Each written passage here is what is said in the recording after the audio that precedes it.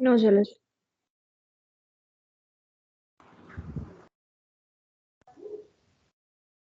Okay.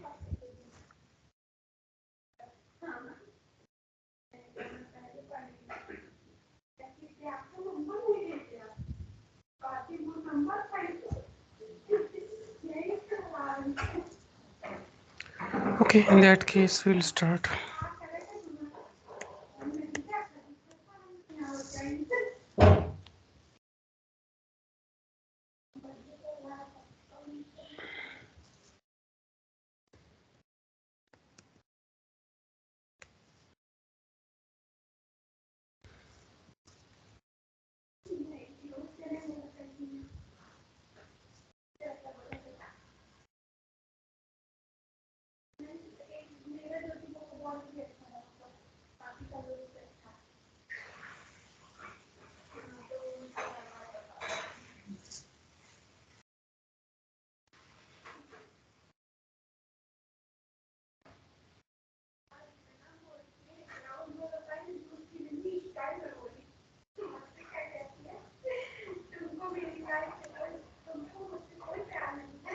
Okay, so we'll continue.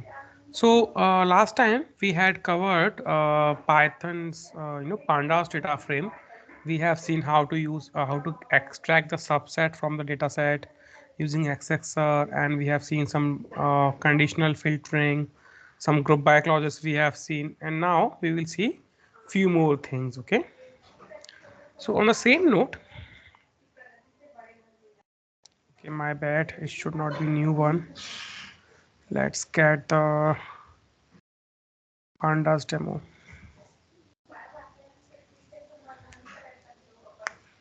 and run all of these. Run this one. Run. That's all. At the end, if I say df, this should work. Yes.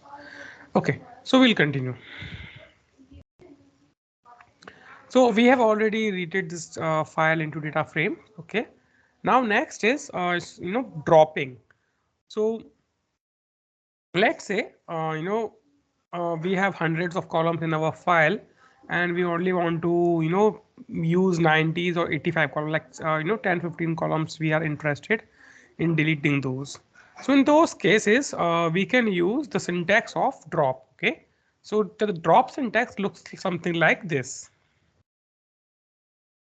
If I say wait, what is this? Okay, in this command, I am saying on my data frame, drop index column that is present here, and drop stock column, okay, that is present here. So basically, I'm looking to drop two columns, and then after comma, my next command is access equals to 1. So if you check the drop, drops documentation, it says, first of all, it expects labels, okay, that is some name of the column, and then it expects access. Now access equals to 0 stands for rows, okay, that means you are looking to drop or delete some rows, and access equals to 1 actually stands for your columns, okay. That's why if you see in my syntax, I am saying access equals to 1. That means this part will make sure that you are trying to drop a column, not a row. Okay. If you do not mention this argument, basically it's by default it's going to delete the rows. I mean, if you remove this and try to execute this, you will get a syntax error.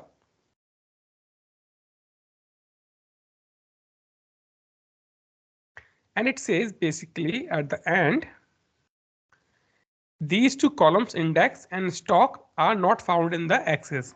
Basically, it is trying to drop the rows, okay? And rows have index number as 0, 1, 2, 3, not index or stock name, okay?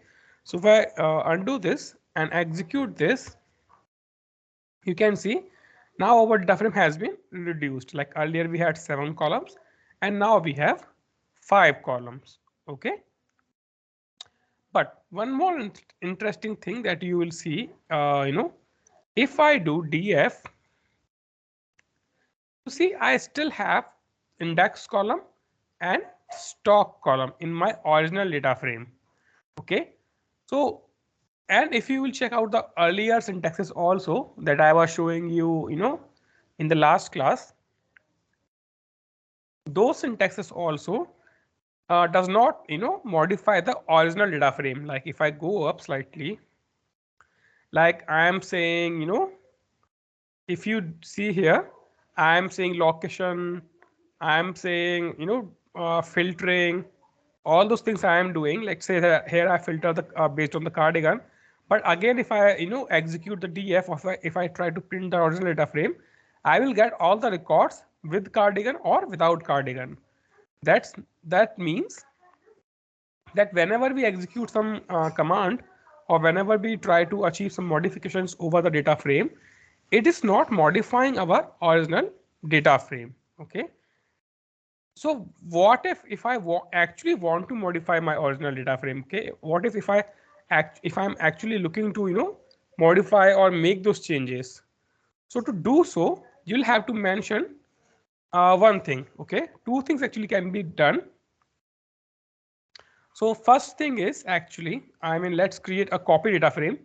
So here I will say df2 is equals to df. Okay, now if I print df2, this is the same data frame. Okay, now if I take the same syntax, this one, and modify it for df2, a close eye on this. If you are not with me, please let me know.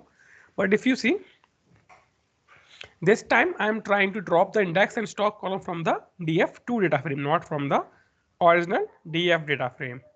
So if I would like to make changes in the df2, I have two options. Okay, a first option is create a new data frame. Okay, so if I create a df deleted calls data frame, okay, in this data frame, like if I execute this now, this syntax, if I execute this now, in this one, all the changes will take place and they will persist. Okay, remember this thing, they will persist in the newly created data frame. So if I execute this now, and then if I print this one now, you see in this one I have no index or stock columns. Okay, but if I print df2, in df2 still I have those columns. So one way to do, make your changes persist is to, assign your changes into a new data frame. And this is true not only for drop, it is actually true for all the commands or transformations or filters, those we have seen till now. Okay, then next one is in place. Okay, so if I remove this thing, and then if I say in place equals to true. Now this in place argument stands for whether you are looking to just, try and do your changes. That means if you do not say in place equals to true, that means pandas or Python will assume that all the changes or transformation you are trying to do on this data frame are just temporary basis. You are just, trying out few things, but actually you do not want to modify those changes or modify the actual data frame. But when we say in place equals to true, okay, in this case, if I execute this, and now if I print the df2, you see my changes are persist. Now if you try to do this again, like dropping the index and stock column again, okay, let's run this command again, we get a syntax error. Okay, why we are getting syntax error? Because we have already deleted index and stock column, and again we are trying to delete them, and hence we get a key error. That means these column names are not present in the data frame. Okay, so this is how we have learned two things. We have learned about how to drop rows or columns. Okay, how access actually works, and what is the meaning of in place equals to true, or how we make sure that our changes that we are trying to make in the data frame, okay, they persist in the data frame. So yes, if you have any questions for me. Yes, Shailesh. So can we also try this You did this remove, right? So can we assign it back to df2? Will that also work? Come again. I'm not clear with your question. Like how we like you have created a copy, right? So with the Yeah. df you have assigned it to df2, that variable. So if you do it directly to df2 equal to this drop everything, will it get modified like that? See, I'm not actually clear with your questions, but I think you are asking if I do something like this, simply just pick up this dot drop and bracket close. If I make this thing, okay, and assign it back to df, in this case also your df is going to get modified and it's going to persist. Okay, yeah. Instead of in place, we can do this also, right? Yes, this is also a working one. Okay, can we try it? Yeah, you can. So let's make a copy of this first, because I don't want to modify my original data frame right now. So I will say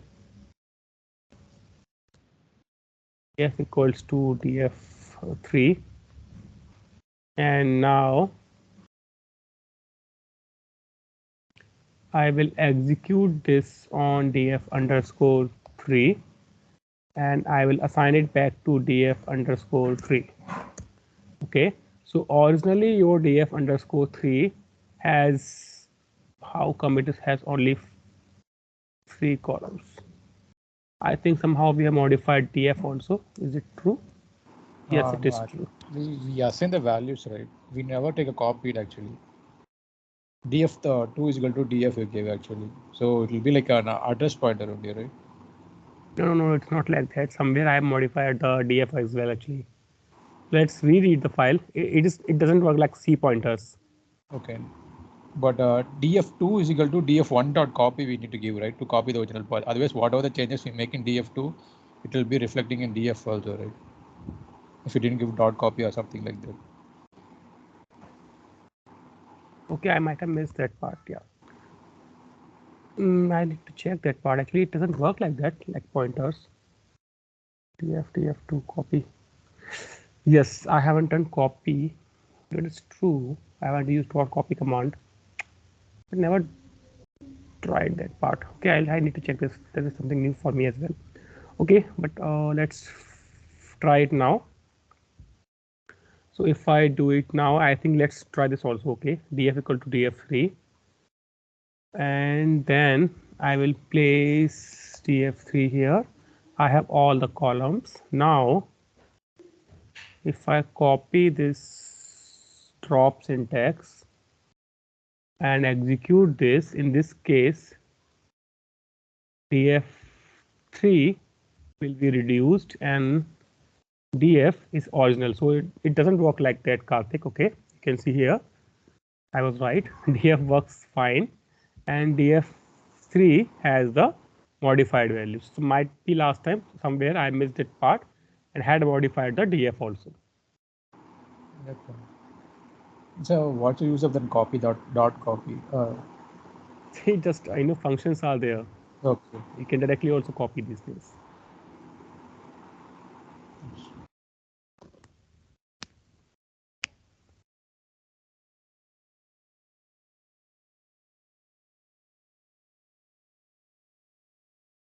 Okay, let's move ahead then.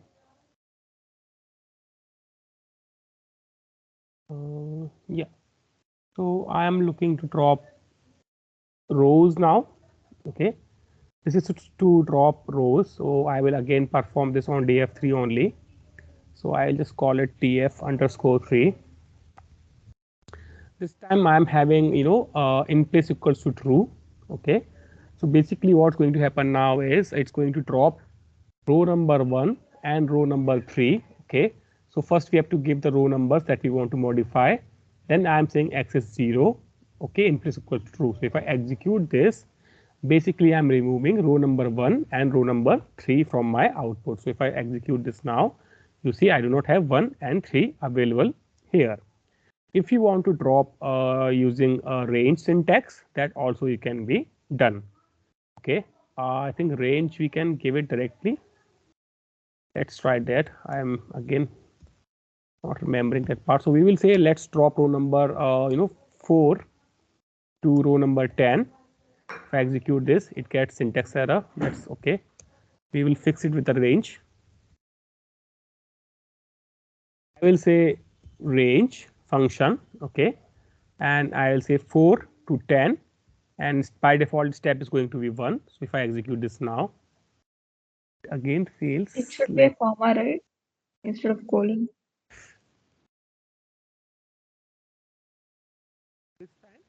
See, from like 3 was already deleted, and 4 to 9 we have already removed using the range function.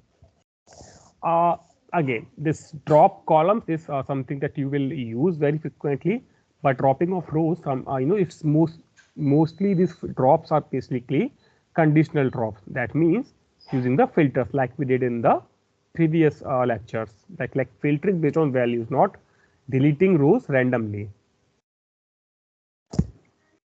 Yeah, if you just want to shorten your data frame for testing purpose, in that case you might do it.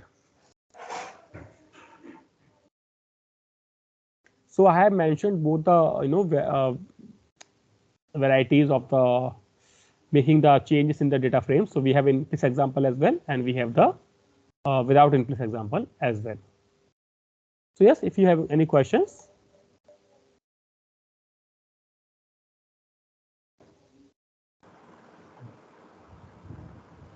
No problem, sir.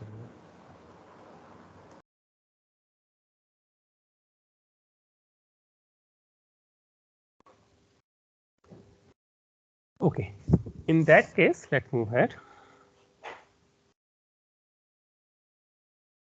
So this is an example of renaming your columns. Okay, so in this example, what I am saying, I am replacing columns with the key value pairs. Okay, so here I'm passing on a dictionary in the columns variable, and I'm passing it like my old name and my new name, again my old name and new name. Okay, so if I do this without in place equals to true, let's do it with the in place equals to true. So if I execute this, and then if I print tf, you see my index have been moved to id, and design no has been converted into design number. Okay, so this is the one way of renaming the columns. Another way of renaming the columns is of dictionary, we pass a list. In the format of list, okay, you have to be very cautious. That means here it is just like this list is simply going to copy paste these column names on the values that you have on your data frame.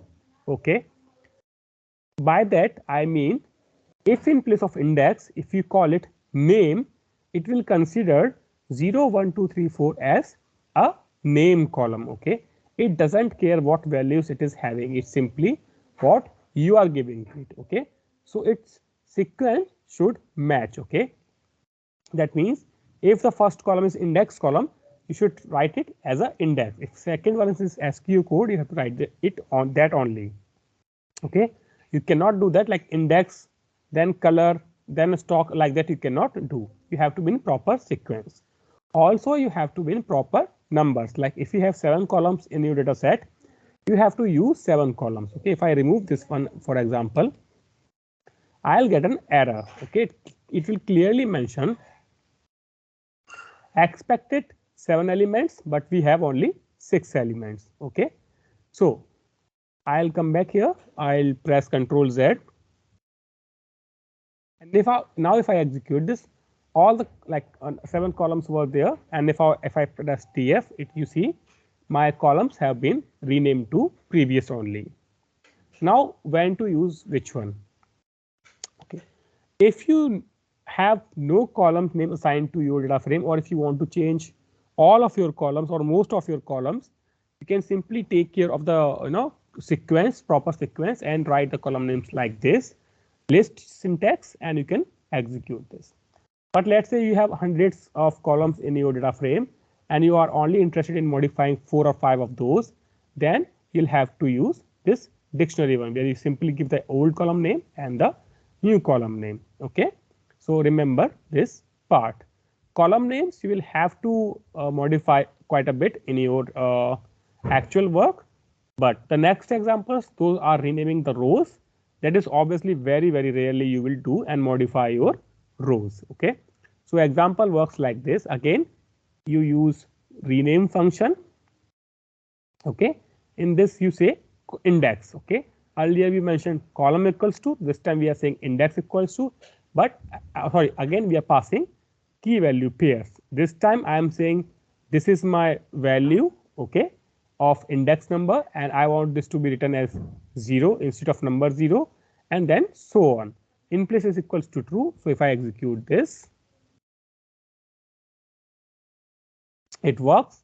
If I press df, you see like all those 4 or 5 columns have been modified now, but others simply have index number. You can verify this by pressing dot head. You see, we have like after 5 we have just the exact same numbers. Okay, so remember this part. So yes, if you have any questions in columns and rows in renaming.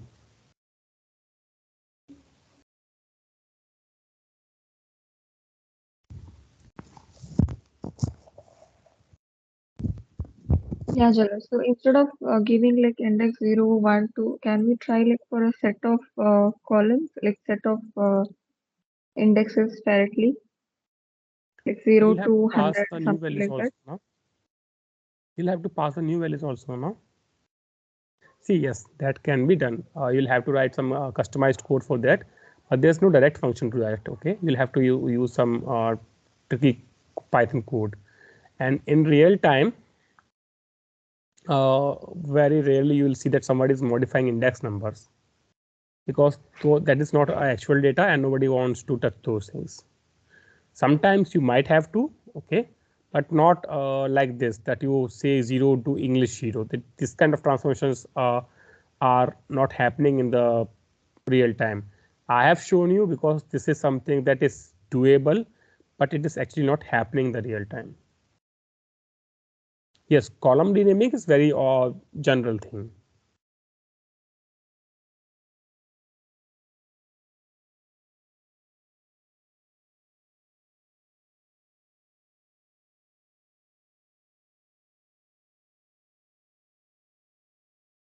Okay.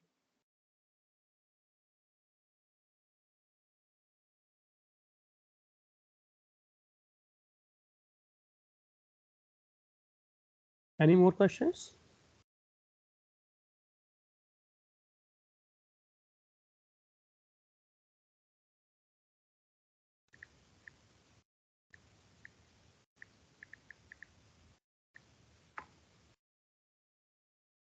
Okay. Then there are examples of conditionally modifying the values of data frame. But I have some doubt here. No. Just to give me a second now. I think I had few more examples there. Only one on Python class 5.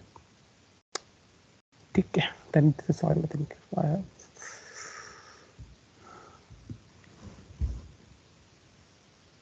Okay, so here we have some examples to conditionally modifying the data.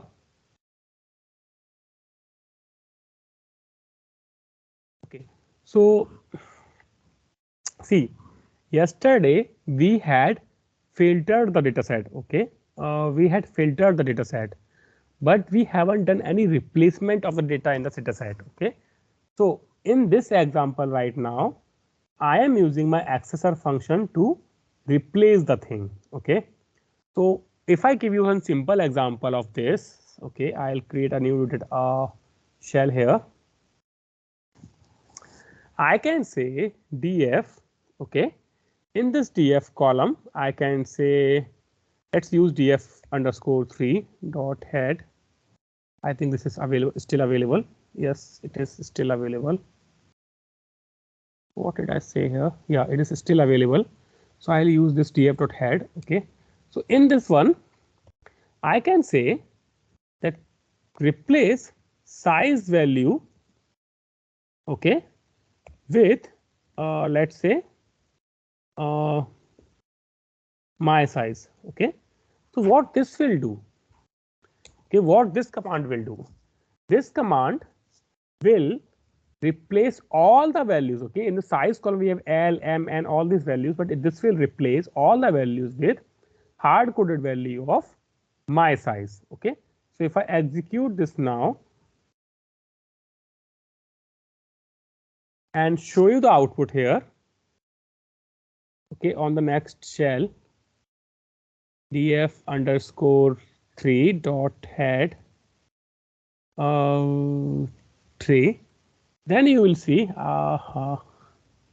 that all the size is now just my size. Okay, so this is like without, this is like, you know, update size equals to my size without a where condition. Okay, but we always modify the things in real time with some where conditions. So how to implement that where condition is actually explained here. So here I am using accessor function, okay, that dot log. Now in this accessor, you know, I can pass two things. Okay, one is my row numbers and second is my columns. So I am passing my row numbers with a condition. Okay, that condition is that is been selected area. If I execute this now, it will not work. Okay, if I say df. Okay, if see, basically it says this selected part, this condition says that give me the rows where size is actually equals to L. Okay, so if I show you its output below, something like this we get. Okay, I mean now it's actually large because this has been modified. Okay, so for first few things you will see L true, and for few things you will see false. Basically all the false rows will be eliminated by this selected condition. Only true rows will be returned back to us. Okay, now once we have selected the rows, we have to select the column as well. So I am selecting my column after comma as a size. So this part, this selected part is going to give me desired column and size, sorry, column and rows that has to be modified wherever the condition is that wherever rows are equals to L in size column, convert them into a large value. Okay, so if I just show you my df now, you see L has been converted to large. Okay, here you can see L has been converted to large. For a few more examples, I can say had 20. So wherever it was L, now it has been converted to large. Okay, you are getting this point. What if I remove the size column? Okay, if I just remove the size column, okay, I mean if I remove the column name from here, now basically I am saying wherever it is L, okay, wherever it is L, replace all columns with the value as large. So if I convert this like M and say medium and execute this, and again if I execute dot head, you see all the columns are being modified wherever it was M, and that is obviously not a good output that we were looking for. We were looking for wherever it is M in size column, just modify that part. Hence the previous syntax was the correct one, not this one. Just giving you an example what mistake should not be done. Okay, so you can let me know if you have got this, or if you have any questions, you can again let me know those part. And same thing can be done with this syntax as well. Like these two syntax are achieving same thing.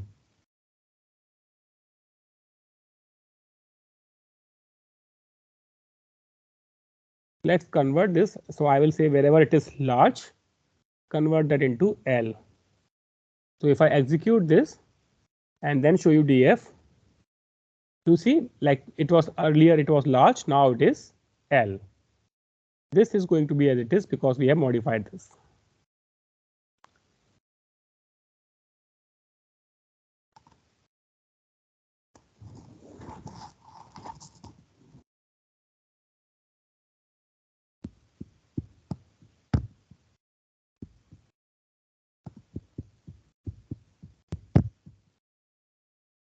So Chalas, it is only one column at a time, or can we modify multiple column data?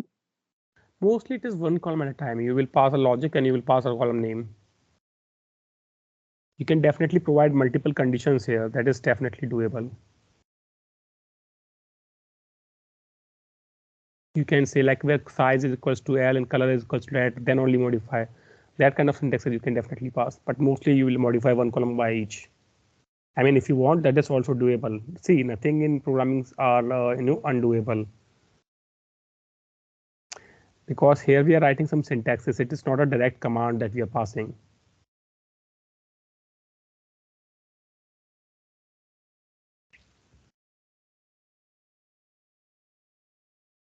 Yeah. Okay. So meanwhile, you guys think, oh no, this is not correct.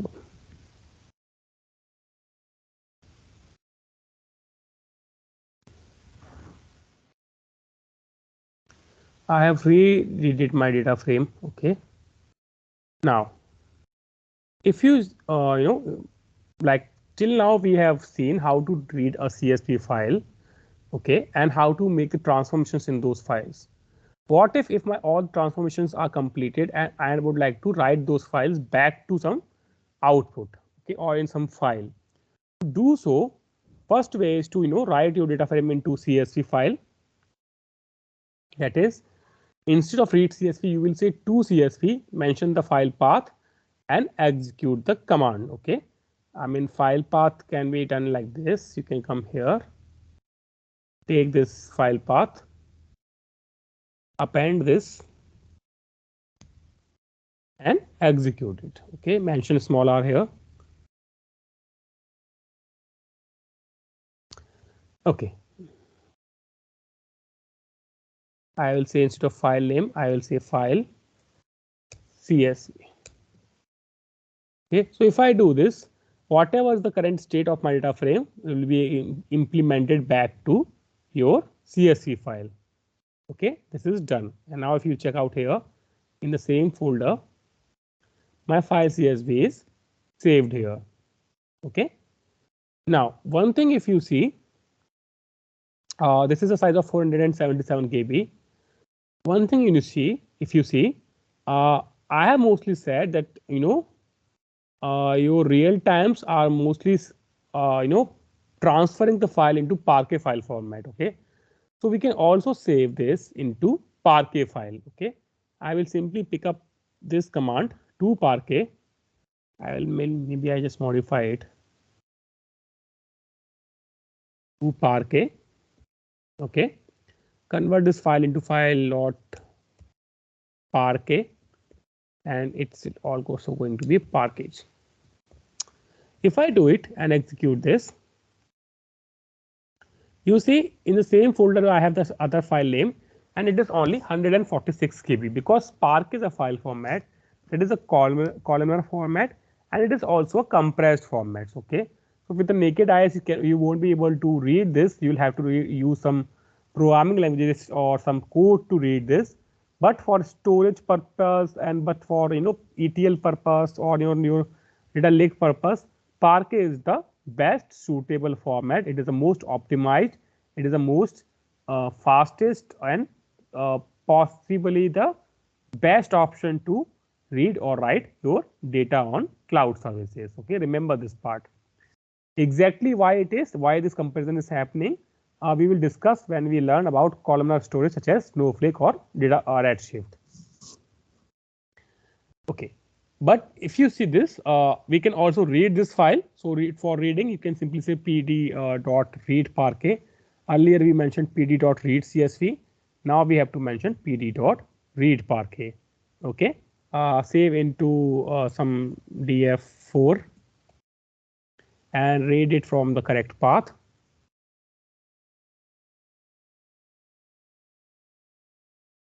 And you will see it is come at exactly, it is doing the same thing. It's reading the file absolutely perfect. There's going to be no issues. So this is how we read and write files of different formats. Just the functions are changing. Obviously, their arguments will also change a bit, okay? Because Parquet file will not have separators, headers. I mean, header it will be there, but will not have separators or some functions. Those were there with the CSVs, okay? Likewise, we have to JSON, and from JSON, and whatever the file format we want. For that, we have a function to use and read the file or write the file. So yes, if you have any questions.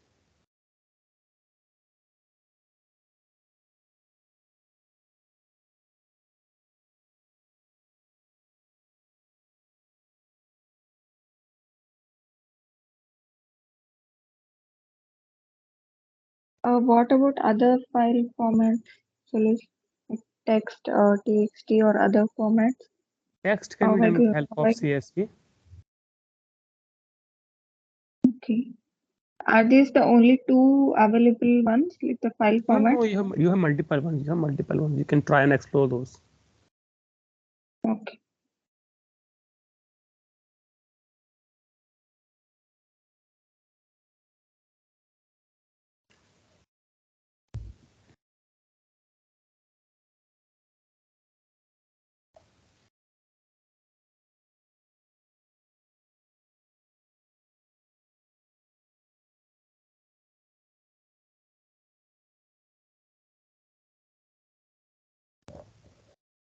Okay. Then there are some others. I mean, first of all, I'll pass this notes to you.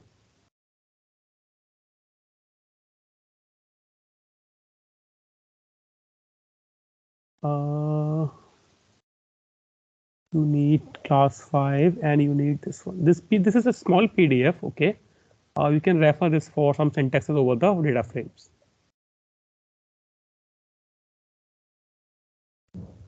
Then I think I have one example of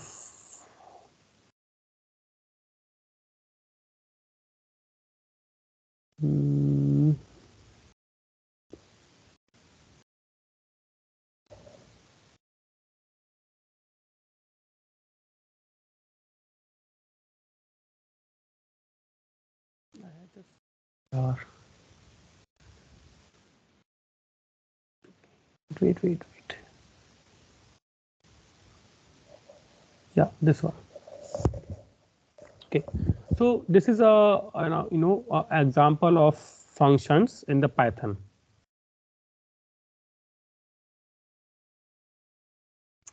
So what is function in Python? I mean, in this definitely stands same in the every programming language. So whenever you want to write some code, okay, that is reusable, okay. Whenever you want to write some code that is reusable and it is being used multiple times in your program or your application, in that case you are supposed to encapsulate those functions. So you are supposed to encapsulate those codes in some functions, okay. Give it a meaningful name and use it again and again. Functions also create some smaller pieces in your code, okay. Basically, let's say I'm writing a function of calculator. Let's say I'm writing a program to run calculator. So you can write a functions to add numbers, that is going to just add the numbers when it receives those numbers. You can write a function to subtract numbers, multiply numbers, find out the square roots. Like if you check the actual program also of a some calculator application, it will be written like this only, okay. Like it will have a function name, it will have function arguments nothing but the inputs that particular function can receive, okay. It will have some code that actually function does, and then it's going to return some output of the function. Likewise, in real-time applications also, because sometimes code can go bigger and bigger. To actually explain the code by itself, you can divide the code into smaller pieces, and those smaller pieces can be called functions. So how to define or create a function in Python is actually using def keyword. Okay, you say def, you give a meaningful name to function like this one. I have saying generate introductions. This function receives two arguments, basically two inputs. Those are names and occupation. Then I have followed some best practices and I have explained those things in docstring. So whenever in Python you use 3 double quotes to start and 3 double quotes to end, in between whatever you are writing, it is just a kind of comment or docstring. The actual word is docstring for this. Comment is this one. Okay, understand, this is comment where I'm just simply saying example uses. It is starting with hash, but this part is docstring. Docstrings are used to explain the details of functions, such as I says it gives description that generate personalized introduction messages. Okay, then it says arguments. Okay, it accepts two arguments and I have explained both of them. It accepts names, that is a list type of argument. Okay, and it is going to be list of names that you want to generate introductions for, and occupation, that is a string type argument, and this is a specific occupation for that particular guy or girl. What it returns or what is the output of this function is explained by returns. It returns a list and it returns a list of introduction messages. Okay, so see, right now we just have 4 lines of code in the function. Okay, it might be self explanatory, but for a real time functions, for a better understanding for a newcomer, for a even for a old guy, it is advised, and this is a very very required best practice, that you create a proper that you write a proper docstring for your functions. Okay, then what this function is basically doing, this function is initiating a empty list. Okay, it has just initialized a empty list. Okay, initialized basically means it has created a empty list. Then whatever whatever values it is receiving in this name, under remember names is a list type. So I have told you this for loop again. Okay, for name, that basically means if I pass 5 names inside this, for every single name it's going to pick one name from that list and place it in the name variable. Then it creates a string.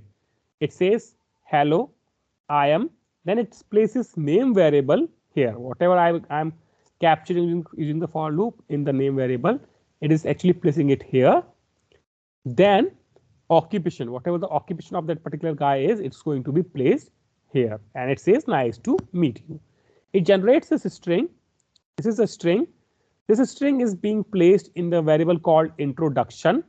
Okay, and this introduction variable is basically appended into a list that is introductions. Okay, this is a list. In the list we are appending a single integer variable. Once this for loop is completed, this introductions will have the string for all the names that you're passing in the names list, and all those final answers are kind of going to be saved and returned back by this return keyword. What is it is returning? It is returning the list of introduction messages. Okay, that is introductions.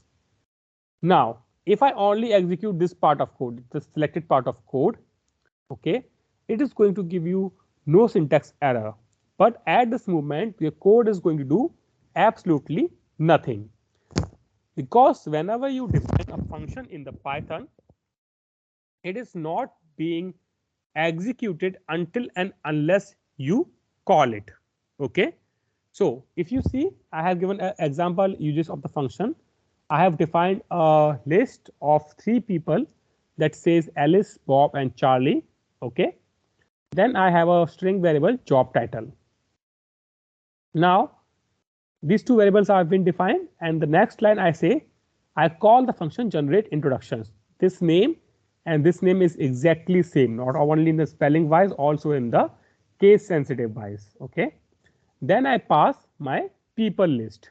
Okay. Now one more thing to understand, like here it is names, here it is people, but when I call this thing, okay, how Python calls are happening here is when I call this thing, your first argument is going to be placed in the first argument of the definition. Okay, so this people is going to be placed in the names variable. Same way, this job title is going to be placed into the occupation variable. Okay, and this is the place. Okay, this is the place where I call the function. Whatever the function is going to return is being captured by intros variable. Okay, in introductions I'm capturing it and then I'm returning it into intros variable. Okay, now in intros variable I will have 3 things, because 3 times this for loop will be executed, 3 introductions will be made, hence in this introductions will be having 3 results. For all those 3 results I'm simply looping through this intros variable and printing it one by one. So I'll stop now if you have any questions.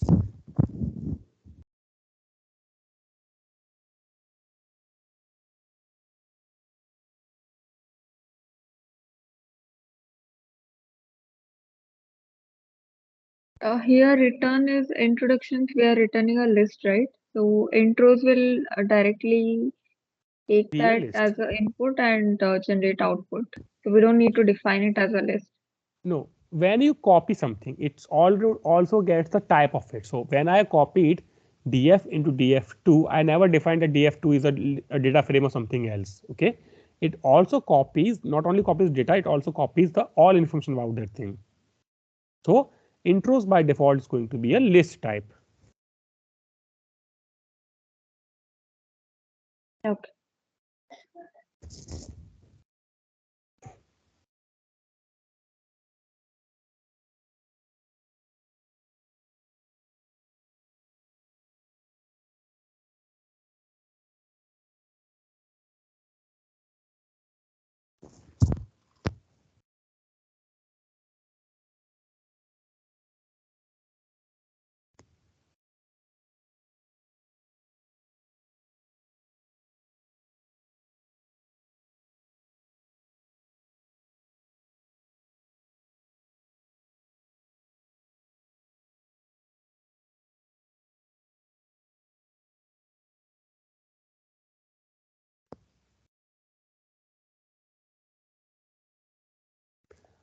Okay, you have more questions?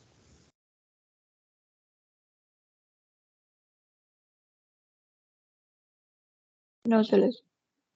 Okay. See, one more thing. You also need to understand scope in Python or blocks in Python. Okay. In earlier programming languages, if you have gone to C or Java courses or something like that, okay. If I come here, if I come here, if I come here, yeah. In earlier programming languages, okay. Let's say I'm writing a function in Java. Okay, I will say public static void main. Okay, I will define its return type, and then I will start a block, something like this. I will write some code. Okay, I might write some code. Consider this all things as a code only. Okay, I might write some code about some logic here, and I will end it here with the again like a bracket. So this piece is a block. Okay, what block basically means? So whenever I am going to call this main function, this piece of code is going to be executed. Now, if you see in my code, I have no such braces. I have simply defined the function, its arguments, and then I have no such braces. Okay, simply a colon to indicate the start of function, but nowhere I'm indicating end of function, and nowhere I'm saying that these lines are in the scope of the function. Okay, basically scope of the function basically means how do you know that function is starting from this place and ending at this place. Okay, there's no indicator for that. Only indicator is that in Python. Okay, see, in other programming languages like C or Java, indentation is kind of required, it is suggested, it is a best practice, but it is a optional thing. Okay, but in Python, indentation is not just optional thing, it is kind of mandatory thing. If you do not follow the correct indentation, the code is not going to work. Okay, so if you see, this DEF is actually starting from this place. Okay, and after 4 spaces, it is exactly after 4 spaces, all of my code is starting till here. Okay, all the lines are on the same level and it's all have the same gap of 4 spaces or a single tab. Okay, remember, or a single tab on a Python editor. Okay, so normally a tab consists of 8 spaces, but on Python editor, if you're following like Jupyter or Visual Studio, PyCharm, whatever it is going to be by default to a 4 spaces. So if I backspace this and press single tab, it's going to come same place. If I backspace this and press 4 spaces, 1, 2, 3, 4, it's the same place. Okay, so this basically means all the lines which are 4 spaces right to the top line above that, that means these like below lines are in the scope of above thing. That can be a function, that can be a if condition, that can be a for loop. Okay, so all these lines are in scope of function. Even this for loop is in the line of function. But if you see, these two lines are again right to the for loop. That basically means that these two lines are in the scope of for loop. Okay, that means whenever you are going through this loop, only these two lines are going to be executed multiple times. If I write something like this, print test,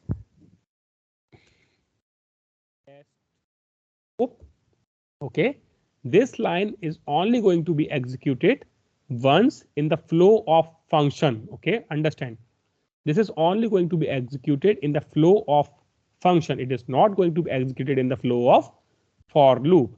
Okay, if it is like this, in this case, this line will get printed thrice.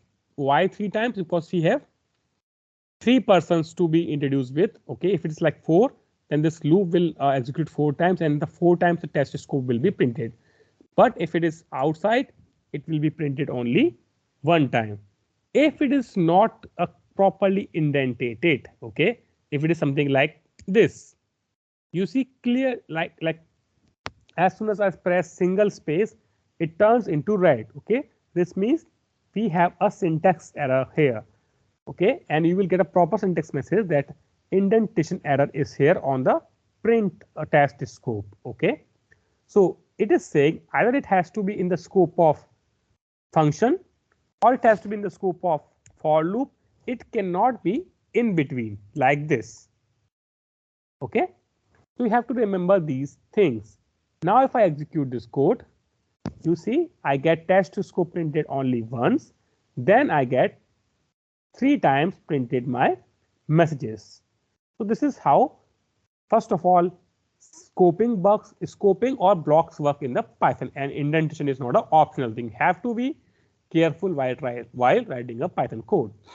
So yes, if you have any questions, you can let me know.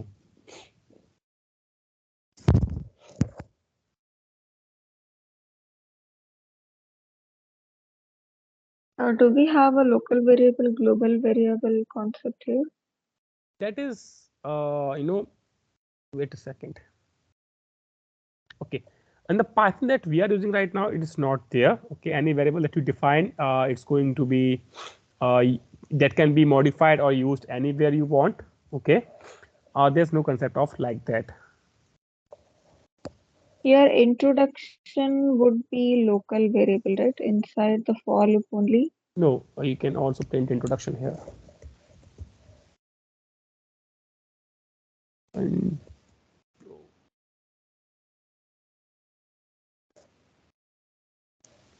if I am not typing it correctly, wait.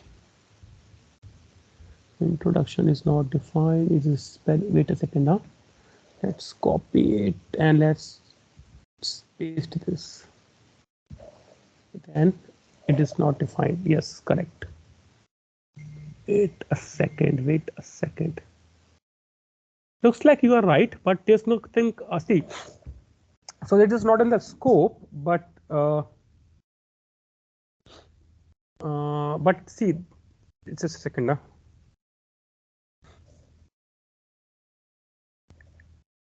Yeah, but see, there is a small difference here. Okay, those things that you're referring, global variables, local variables, or private variables from Java, that is a different concept. Okay, I think here something is it's just simply saying. I mean, I have.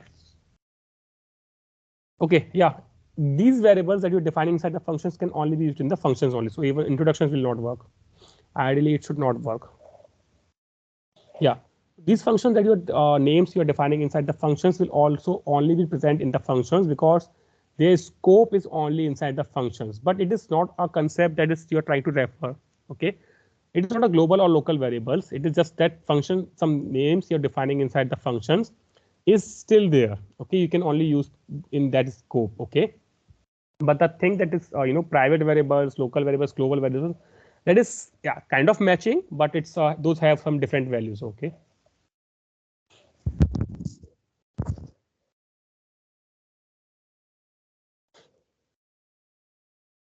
Okay.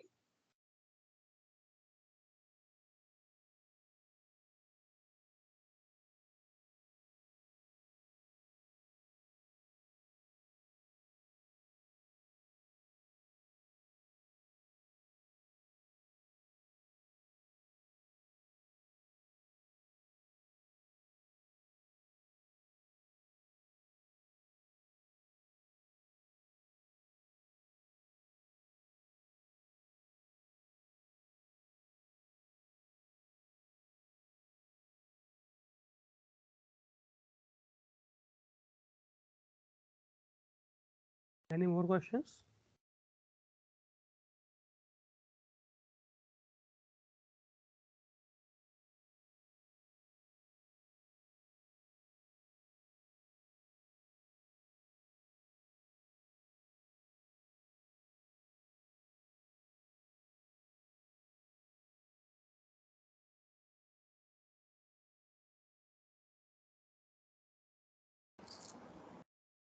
Jalaj, I have one question, not regarding Python. So we had seen that it will be working on AWS and Snowflake, right? So first we'll be starting with Snowflake or AWS?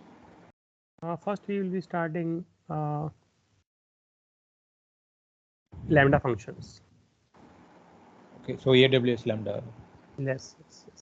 See, right now, my plan is like right now we have covered Python. Okay, so we will take it up on next level on the Lambda functions. Okay.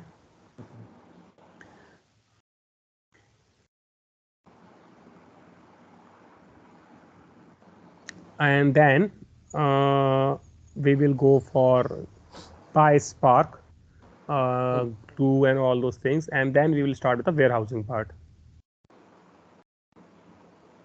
Okay.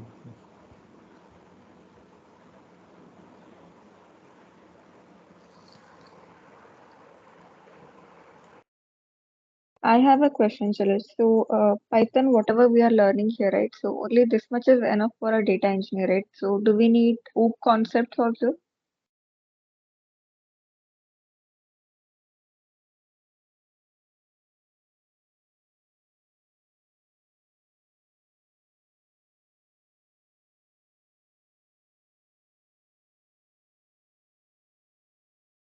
Am I Hello. audible?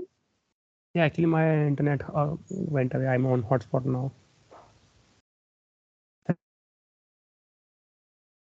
It's connected. Yeah. Can you hear me, guys? Yeah. Okay.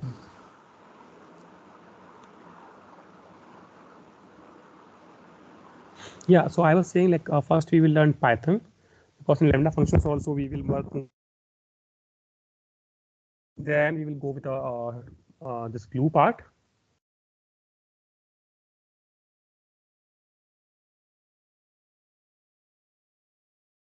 And then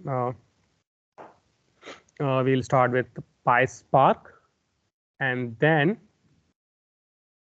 we'll start with Snowflake and all those things. Once Snowflake, then we'll start with DynamoDB. After that, real-time engineering with Kinesis, then project.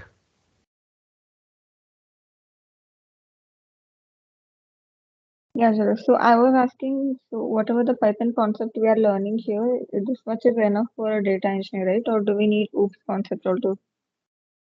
No, OOPS is something I haven't used in actually last 8 years. Okay, so that is relevant to you. Mostly you will not find it. If you find it, it's not going to. I mean, it's going to be a challenge, but you will be able to learn it by yourself. If you face any issues, you can come back to me. But that is not always used.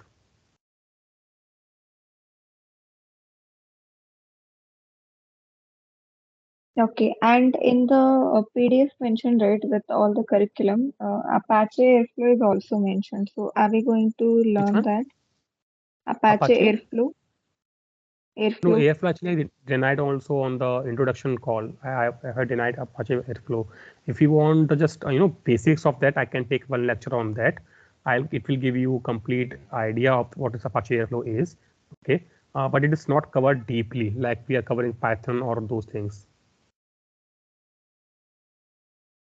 Yeah, sure. Just introduction is enough because I've seen that That I can do. in the requirements they mention this Airflow as one of the skills that See, we should know. I mean, not in one of the JDs. They'll mention in all the JDs. Like, see nowadays when they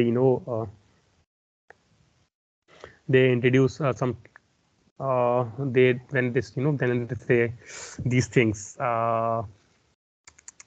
JD or those things, they mention each and everything, whatever is possible, the things DevOps, BIs, and all those things. Hmm.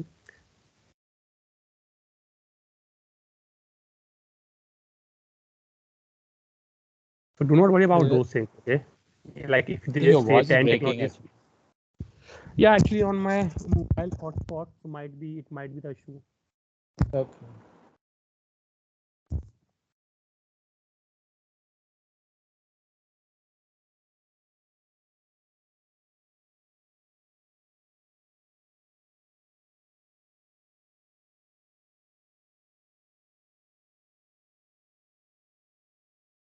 See, guys, one thing I'll tell you from my experience: focus on SQL.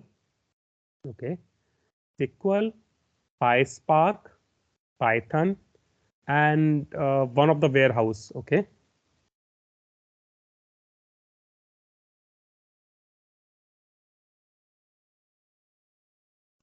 one of the warehouse basically means Snowflake or Redshift. If you can crack these things now, trust me, this is more than enough. Like all these DynamoDB, Kinesis, Airflow, I mean, there are 100 other technologies. Okay, those you no need to worry about for the starting phase. I think you are just 5 or 6 years experience, old experience now.